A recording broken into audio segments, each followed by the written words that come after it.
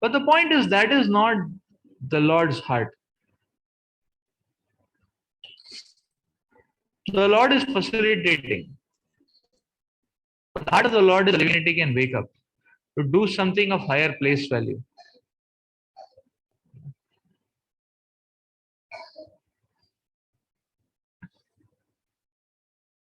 Like people do tightrope walking on Niagara Falls, and but they don't fall, So it doesn't have much place value. It's Herculean, but its utility is not much. So the Lord just facilitates that. Without that, it's not possible. So that means actually that if one is very desperately desiring for something, the Lord will facilitate it. It's not that Krishna will not facilitate. Krishna will facilitate. So that is why a devotee sadhaka has to have full hope that when we want to go back to Krishna, no matter whatever is the no matter to whatever extent is the entangling nature of this material world, Krishna can take us through. You see, Krishna can help the living entities do what not no weird and extreme kind of activities. Why will the Lord not support going back from back to Godhead? That's the point.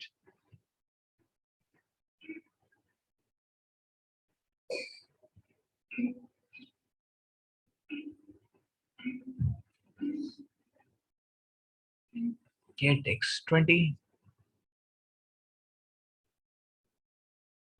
अतीव भरतोर्व्रतधर्मनिष्ठया शुश्रूषया चर्चदेह यात्रया नवीन दातारतिं परिकर्षितापि सा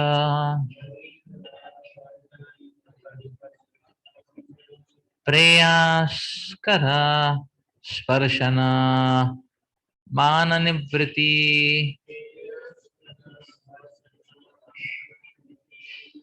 Although she was not accustomed to such difficulties, Queen Archie followed her husband in the regulative principles of living in the forest like great sages. She lay down on the ground and ate only fruits, flowers, and leaves. And because she was not fit for all these activities, she became frail and thin. Yet, because of the pleasure she derived in serving her husband, she did not feel any difficulties. The words Bhartur Vratadharma Nishtaya indicate that a woman's duty or religious principle is to serve her husband in all conditions. In Vedic civilization, a man is taught from the beginning of his life to become a brahmachari, then an ideal grahastha, then a vanaprastha, then sannyas, and wife is taught just to follow the husband strictly in all conditions of life. After the period of brahmacharya, a man accepts a householder's life, and the woman is also taught by her parents to be a chaste wife. Then, when the girl and the boy are united, both are trained for a life dedicated to a higher purpose. The boy is trained to execute his duty in accordance with the higher purpose of life, and the girl is trained to follow him. The chaste wife's duty is to keep her husband pleased in householder life in all respects. And when the husband retires from family life, she is to go to the forest and adopt the life of Vanaprastha or Vanavasi. At that time, the wife is to follow her husband and take care of him just as she took care of him in the householder life. But when the husband takes a renounced order of life, namely sannyas, the wife is to return home and become a saintly woman, setting an example for her children and daughters in law and showing them how to live a life of austerity. When Chaitanya Mahaprabhu took sannyas, his wife, Vishnupriya Devi, although only 16 years old, also took the vow of austerity.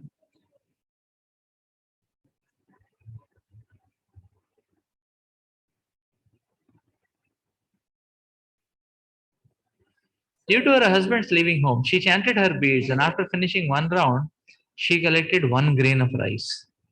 In this way, as many rounds as she chanted, she would receive the same number of rice grains and then cook them and so take prasad.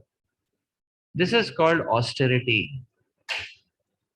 Even today in India, widows or women whose husbands have taken sannyas follow the principles of austerity, even though they live with their children. Prithu Maharaj's wife Archie was steadily determined to execute the duty of a wife, and while her husband was in the forest, she followed him in eating only fruits and leaves and lying down on the ground. Since a woman's body is considerably more delicate than a man's, Queen Archie became very frail and thin, that is, parikarshita. When one engages in austerity, his body generally becomes lean and thin. Becoming fat is not a very good qualification in spiritual life, because a person who is engaged in spiritual life must reduce the comforts of the body, namely the eating, sleeping, and mating, to a minimum. Although Queen Archie became very thin from living in the forest according to the regulative principles, she was not unhappy because she was enjoying the honor of serving her great husband.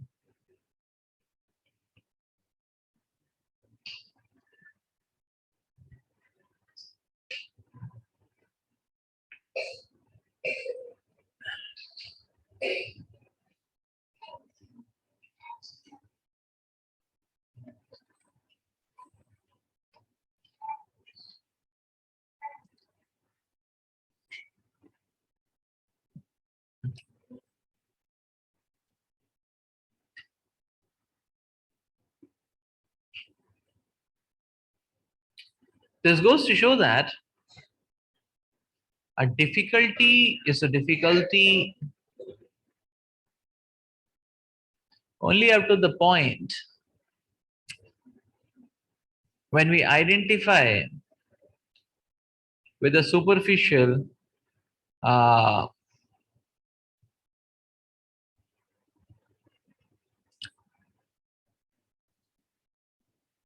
and baser reality, basically.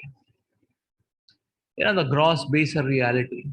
When one is identifying with the higher values and principles, then the difficulties don't appear as difficulties. That's the point.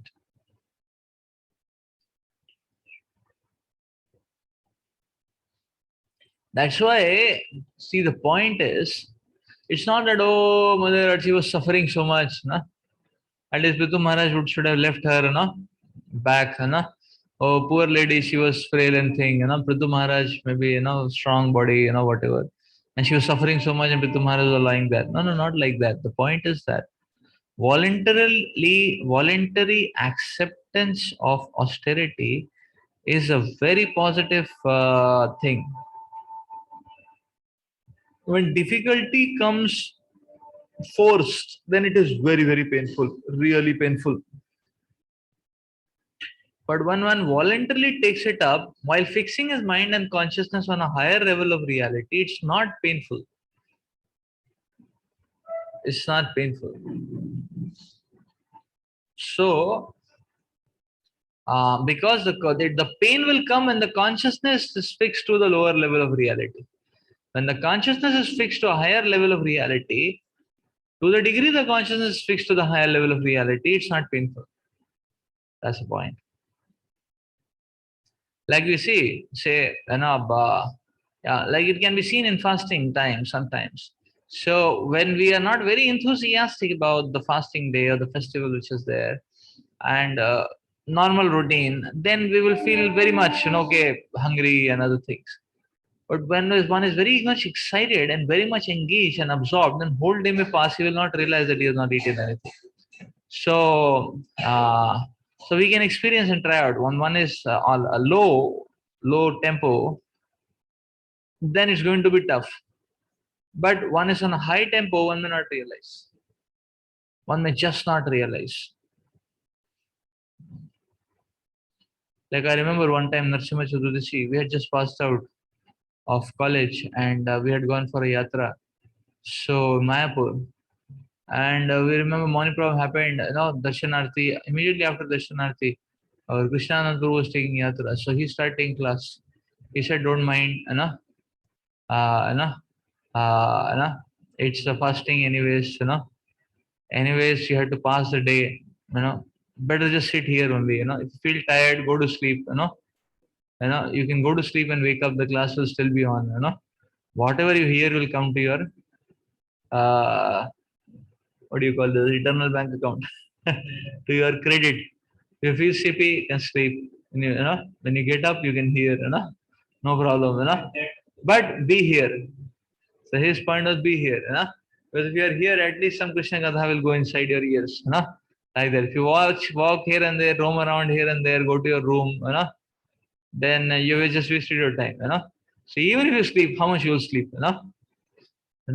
So he was saying, okay, even if you sleep, how much you will sleep, then the class will go on, And then he said, anyways, you don't have much option till the evening prasadam, Like that. Said you don't have much option till the evening prasadam. So he started class at 7 o'clock in the morning, The class went on till 4:30 in the evening. Yeah. What are the point in stopping? Anyways, you cannot do anything much, It was a fasting day, So he went on, went on, went on, went on. It was very nice. It was very nice. He was reading, explaining, reading, talking, explaining, Very nice.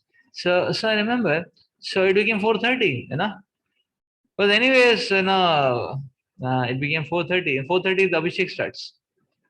Narasimhadev, no?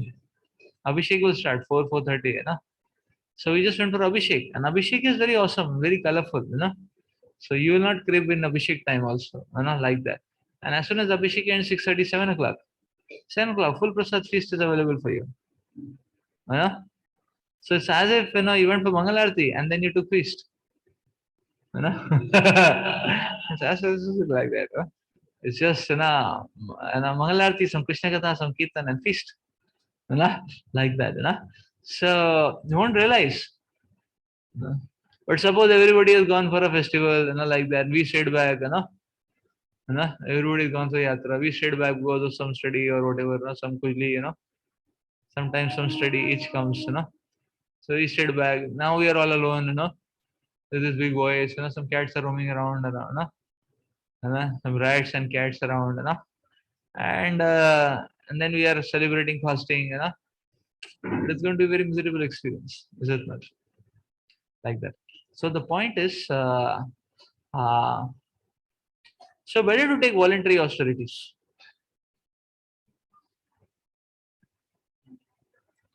Rather than material energy enforcing it on us. So that's why the tapasya basically removes the sinful reactions, purifies one's existence. When Maya gives it, it's going to be really painful. When we take it on ourselves, it will not be painful. Better we take it on ourselves. Is it not? That's the point. So and therefore, and we don't do mindless austerities, goalless, mindless austerities. Yeah. Like if it is said, okay, you can take Ekadashi, it is Ekadashi, you can take Ekadashi Prasad. They say, no, I'm very austere. So what? I will only drink water. If it is, we don't have to do mindless, baseless, goalless austerities sometimes. People do goalless austerities. What is the difference between this austerity and what is you told that the austerity means so that's why the thing is not I mean our focus is not that okay sinful reactions will get burnt off. Our focus is let us plunge into the spiritual energy. That's the point. So there's no point of fasting if we are not doing any spiritual activity. Sometimes people are doing all mundane activities and they're saying, okay, today is my fast. What is the use of that fast? Fast means fast is fast is meaningful when fast means you walk fast towards Krishna. That's the point. Like that. Not that you're fast asleep. That's not the point of fasting. Fasting, you walk fast towards Krishna. So we do austerities which can help us in plunging ourselves more in Krishna consciousness. Not goalless austerity. Not goalless austerity. So Like, okay, it's not like, okay, we are there in the college and we may say, okay, who will go to Seva Kunj to get prasad? Let me do austerity. I'll drink water and continue. Huh? That is goalless, baseless. It's mode of ignorance, actually. It's not austerity. So why? Because you have to understand, if I take prasad, it will purify me. This is not. Right? If I take prasad, that prasad will purify me. It's better to take prasad. But suppose one is holding the altar, serving in the festival, then it's fine. Does not. So we do austerities for a higher cause, so higher spiritual activity. Otherwise, there is no point in torturing the body. That torture, that sort of torture is not going to, so is not going to help us much. Uh, we do austerities for Krishna's sake, like preaching, it's very good. I mean, we can just sit in the Seva just lie down, resting against the wall, having a gala time, Uh, but then, okay, suppose you have to go out for book distribution to carry 20 kgs of books, and to roam around, talk to people, some people, different reactions one has to tolerate, like that. Now one may say, okay, why to do so much, That's the austerity. That's the point, for Krishna's sake. Similarly, go for preaching, there is some amount of trouble, is involved. Like our Jadapur preaching has started now, So we go every week we are going from last 6 months, 6, 8 months, many devotees spend a lot of time, energy, everything. So it's a little austere, is it not?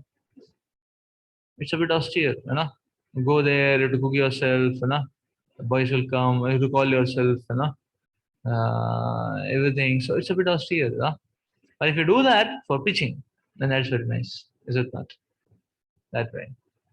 So here life is very peaceful because you only have to cook once, You know, See, out of 21 meals, you have to cook only one meal and you get 21, or 2 meals.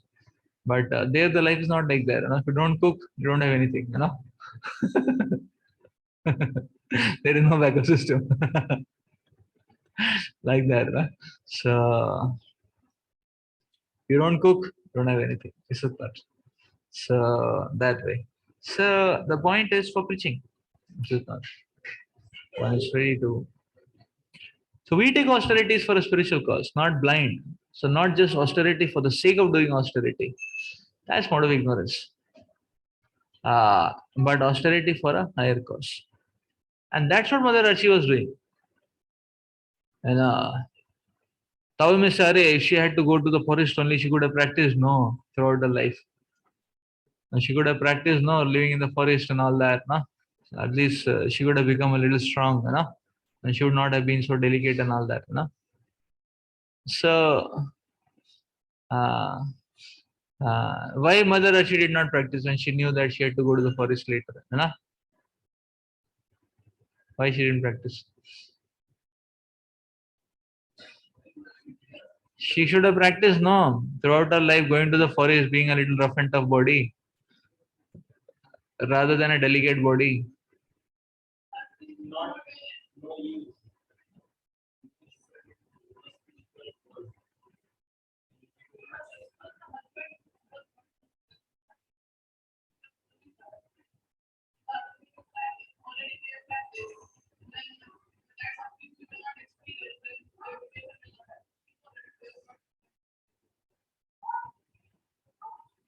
Okay. Okay. Uh, huh? No time to practice. Not required to practice. Why not required to practice? So, but now also she is experiencing the torture. She's just following the footsteps of the husband. But the husband is strong body now.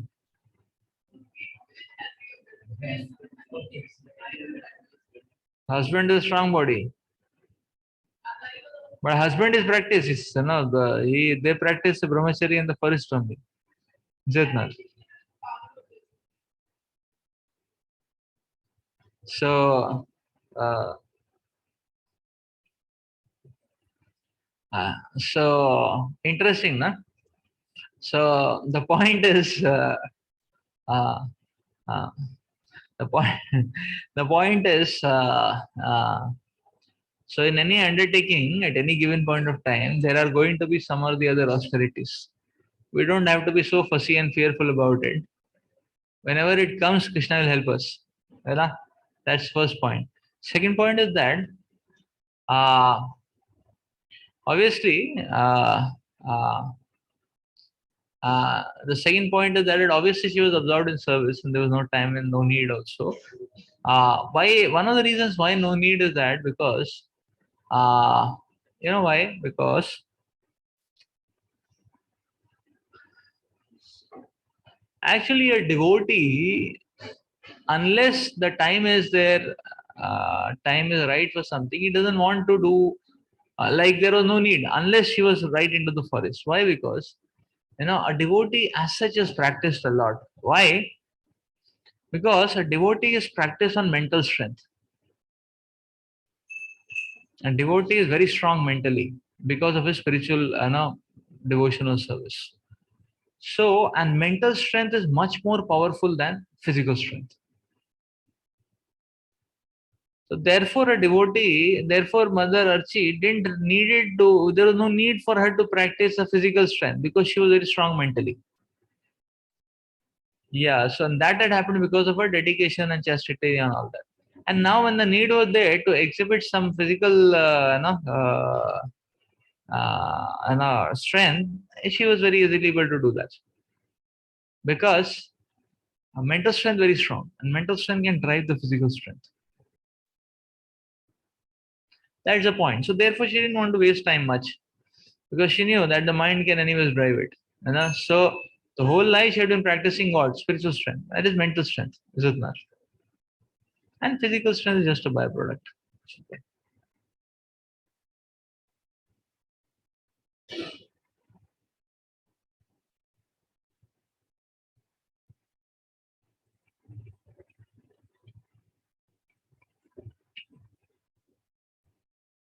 Interesting, no?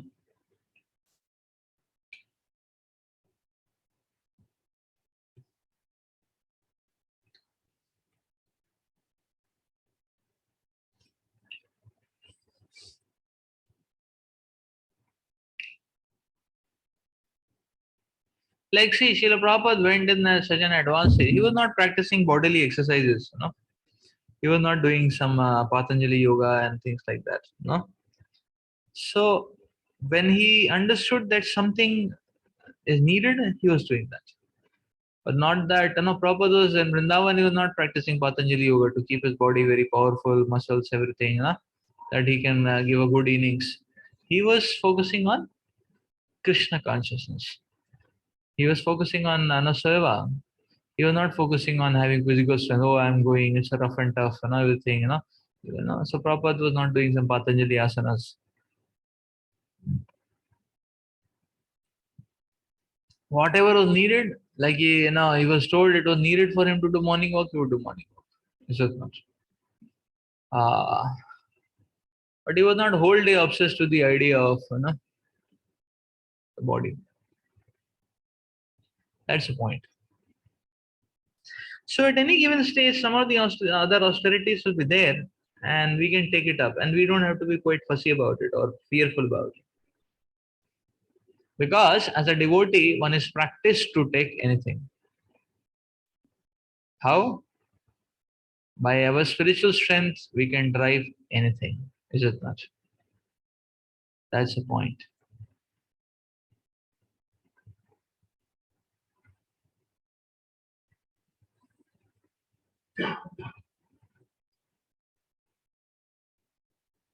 Deham vipana akhila chetanadikam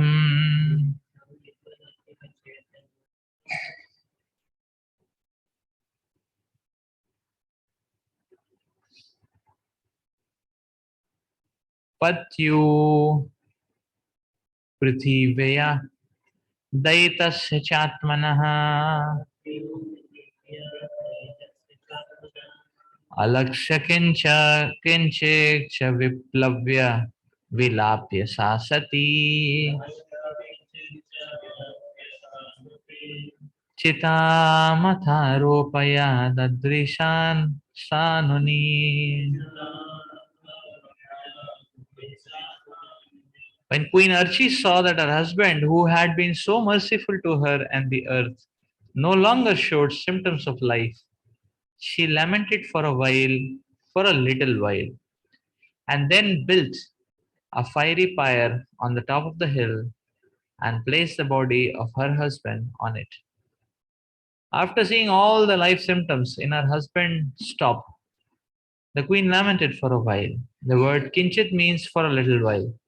The queen was completely aware that her husband was not dead, although the symptoms of life, action, intelligence, and sense perception had ceased. As stated in Bhagavad Gita 2:13, Dehinosmin yatha dehi kaumaram yauvanam jara तथा देहांतर प्राप्तिर धीरस तत्र न मोह्यति. As the embodied soul continuously passes in this body from boyhood to youth to old age, the soul similarly passes to another body at death. The self-realized soul is not bewildered by such a change. When a living body transfers from one body to another, a process generally known as death, a sane man does not lament, for he knows that the living entity is not dead but is simply transferred from one body to another. The queen should have been afraid of being alone in the forest with the body of her husband. But since she was a great wife of a great personality, she lamented for a while, but immediately understood that she had many duties to perform. Thus, instead of wasting her time in lamentation, she immediately prepared a fiery pyre on the top of a hill and then placed the body of her husband on it to be burned. Maharaj Prithu is described here as Daita, for not only was he the king of the earth, but he treated the earth as his protected child. Similarly, he protected his wife also. It was the duty of the king to give protection to everyone, especially to the earth or land which he ruled, as well as to the citizens and his family members. Since Prithu Maharaj was a perfect king, he gave protection to everyone, and therefore it is described here as Daita.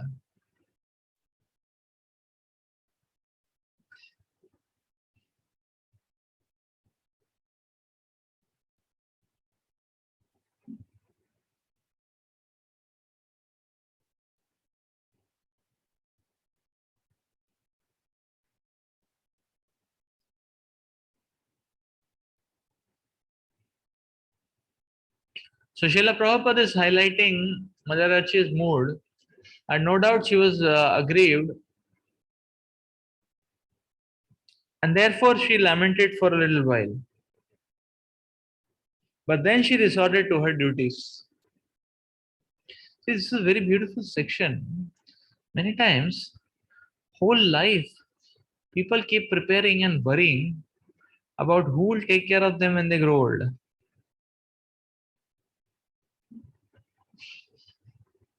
People keep saying, "Oh, when I retire, how much bank balance, you know, how many sons, daughters, daughter-in-laws, uh, will take care of me," and so on and so forth. You see, great souls. Prithu Maharaj and Archie, the whole kingdom was there to take care of them, but they themselves voluntarily gave it up. Now they're in the forest, no one is there. Can you imagine? And they're old people. They're not young, they're not young and strong. They're old people. Nobody will take care of them. Is it not? You see, Prithu Maharaj is the ruler of the world. When he dies, nobody in the whole world knows also he is dead. Is it not? Other than Mother Archie, who was there who was knowing it? So what to say of others coming for help? Nobody knew also he has died. Can you imagine? So this is Vedic life, very amazing. Contrary to this, whole life people keep preparing. Okay, uh, that in my old age, who will be my support and staff and all that. You know, this is called as heroism. This is not right. This is called as dependence on Krishna.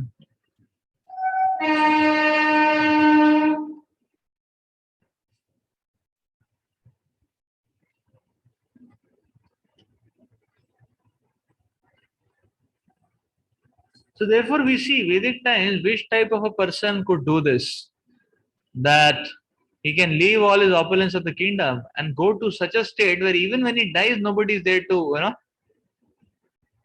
help out also. What to say of So only a person who has been unattached while he had opulences all through can take this step of going to the forest and completely surrendering to Krishna like that. So we see from our Acharya's examples, we don't need any material facilities. We don't need any security. We don't need any fan following. Just that.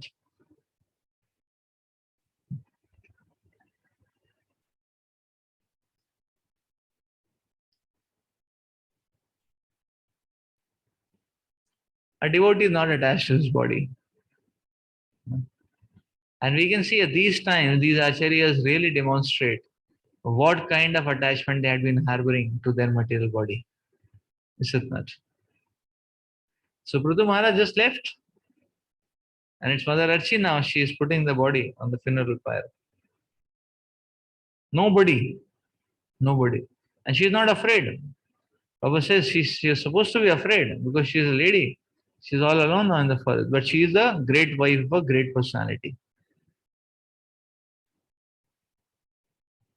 So, very amazing.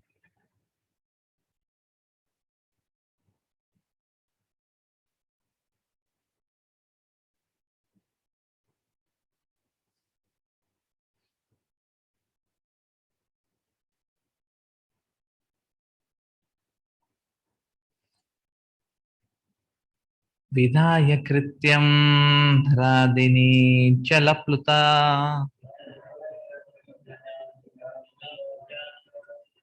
दत्वोदकं भर्तुरुदारकर्मणः नात्वा दिवि स्थांस त्रिदशांस त्रिपरित्य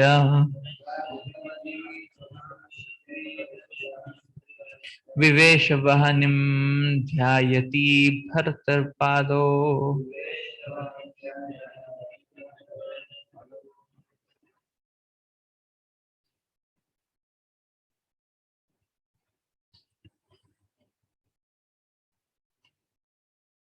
See, what is she going to do now? After this, the queen executed the necessary funeral functions and offered oblations of water. After bathing in the river, she offered obeisances to various demigods situated in the sky and different planetary systems. She then circumambulated the fire and, while thinking of the lotus feet of her husband, entered its flames. The entrance of a chaste wife into the flames of the pyre of her dead husband is known as Sahagamana, which means dying with the husband. The system of Sahagamana has been practiced in Vedic civilization from time immemorial. Even after the British period in India, this practice was rigidly observed, but soon it degraded to the point that even when the wife was not strong enough to enter the fire of her dead husband, the relatives will force her to enter. Thus, this practice had to be stopped. But even today, there are still some solitary cases when a wife will voluntarily enter the fire and die with her husband. Even after 1940, we personally knew of a chaste wife who did in this way. Oh, this is a voluntary practice, and no timid, tiny, puny, weak-hearted person can do it. This requires a great person to do it, is it not? And this requires a great person to do it. So that's the point. Now, actually, Sahagamana means the wife will get the same destination as the king, as the husband. Obviously, the husband is a sinful fellow, no need to die with him, Yeah, better do some devotional service so that that fellow will also get some credits. Yeah, Sahagamana. So, so everything has to be logically applied. Yeah. Or yeah, husband is a mumbo jumbo fellow, like that dilu dalu, like that. No need to, no need to waste one life Sahagamana. No Sahagamana, pull him up. Is it not? Better do devotional service in the remaining part of life, pull that fellow up, is it not? So, uh, but somebody like Prithu Maharaj, then fine. Is it not? Uh, Somebody like Prithu Maharaj, that's fine. So this is voluntary. And who can do it? See, this is not suicide. This is not suicide. Somebody will say this is suicide. This is not suicide. Because the person who is entering the fire very much knows what's going to happen to him. It's not suicide, it's elevation, is it not? That's the point. Just like, suppose you get a scholarship offer of a PhD, free PhD, full scholarship from MIT, suppose, like that, and, so now people may say, oh, Prabhu, you're leaving, you're leaving, but one is not at all focused on leaving. Kya leaving, One is focused on, Array, where am I going, MIT, is it not, like that. So that obsession is so great, externally you will say, okay, I'll miss you, but what miss, ठीक है, now life starts, is it not? That's the kind of enthusiasm a person will have, or a person will cry, oh, I don't want to go to MIT, let me cancel, I'm very much attached to the, devotees here, so, ठीक है, one is very much excited about MIT, is it not? Like that. So one thing that, okay, now my life will begin, I was, so that's the kind of thing. Similarly, a person who's entering the fire has that consciousness. It's not that, oh, I'm ending my body, oh, why this fellow died, I should have died first, then I don't have to, end my life in this way, So here, a person, therefore, see, one who is not elevated should not perform, should not perform stunts. That's the point. So, Mother Earth, she very much knows what is happening to her, Zudna. She knows where she is going in next life. So therefore, entering fire was not a big deal for them. Entering fire was not a big deal. Who burnt his body in meditation? Even Dhritarashtra did that. He burnt his body. Yeah, even Dhritarashtra did that. Now he also got purified to that level. Dhritarashtra burnt his body. Entering fire is not a big deal. Is it not? But it is suicide when you don't know what's going to happen. And out of frustration, you want to end the body. Is it not? In their case, they knew what's going to happen to them. So therefore, it's not a painful phenomenon for them. So person, but the basic warning is a person who is not qualified should not attempt stunts.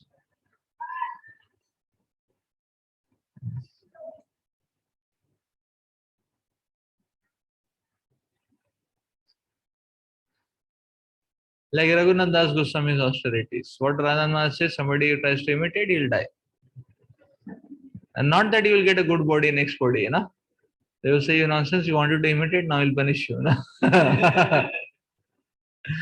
So one cannot do such kind of austerities unless one is transcendentally very elevated, which Mother Earth is.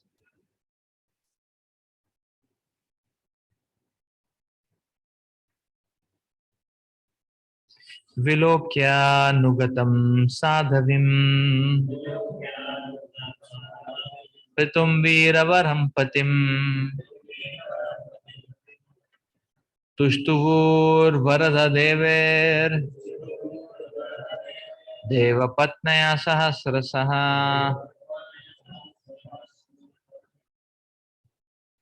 After observing this brave act performed by the chaste wife Archi, the wife of the great king Prithu, many thousands of the wives of the demigods, along with their husbands, offered prayers to the queen, for they were very much satisfied.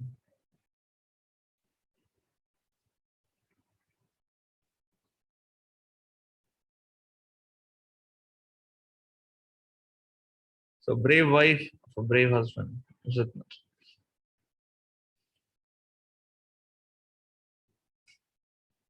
This bravery is basically the spiritual side of it, is it not?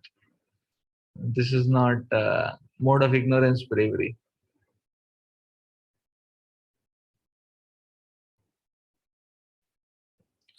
Kurvatya kusuma saram Tasmin mandara sanuni